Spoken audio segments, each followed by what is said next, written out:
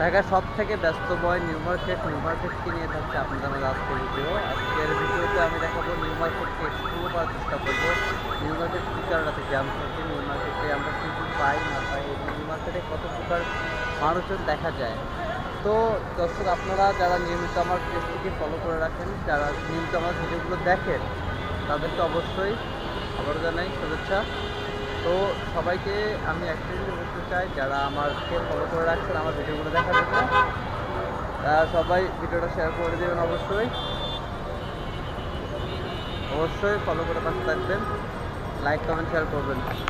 তো এইটা হচ্ছে আমার পাশে যে দেখতে পাচ্ছেন, এটা হচ্ছে আমাদের বাংলাদেশের সব থেকে ব্যস্তবহুল শহর বললে বলা চলে নিউ মার্কেটকে। এটা হচ্ছে সব থেকে ব্যস্ততম একটা শহর নিউ মার্কেটে। দেখুন কী পরিমাণ জ্যাম, এখন বাজে প্রায় রাত 9টা বাজে। তো এখনও যে পরিমাণ জ্যাম চলতেছে রাস্তায় দেখতে পাচ্ছেন আপনারা। তো এই নিউ মার্কেটকে ঘিরে থাকছে আজকের ভিডিও, এবং আজকে হাঁটবো নিউ মার্কেটে, দেখি রাস্তায় কেমন জ্যাম, রাস্তায় হাঁটার সময় আমি কী কী ফিল করি বা কী কী সমস্যার সম্মুখীন করি, এগুলো তুলে ধরার চেষ্টা করি। তো আমি সবার উদ্দেশ্যে একটা কথা বলতে চাই, সেটা হচ্ছে যে মানুষ চেষ্টা করলে ইনশাল্লাহ একদিন না একদিন সফল হতে পারে। আমিও চেষ্টা করতেছি, জানি না, বাকিটা আল্লাহ ভরসা, আল্লাহ তাআলা জানেন। যদি আল্লাহ তাআলা চায় সফলতা দিবে তো সফল হয়ে যাব, আর যদি আল্লাহ তাআলা না চায় তাহলে সফল হতে পারবো না। এটা হচ্ছে সবচেয়ে বড় ব্যর্থতা।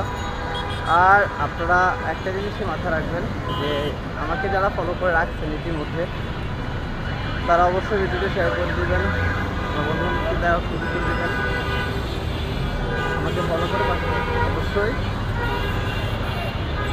আবার প্রতিদিনের যে ভিডিও, জীবনের যে পথ চলা, অগ্রগতি, জীবনে কত বাধা বা বিপত্তির সম্মুখীন, এইগুলো সব তুলে ধরার চেষ্টা করি আপনাদের মাঝে। তো আপনারা যারা প্রতিনিয়ত আমার ভিডিওগুলো দেখেন, লাইক কমেন্ট করবেন অবশ্যই।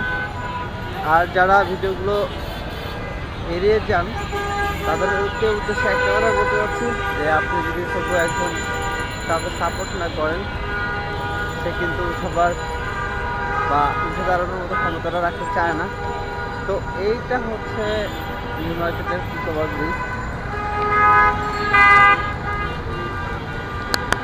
দেখুন রাতেও কী পরিমাণ জ্যাম থেকে হবে,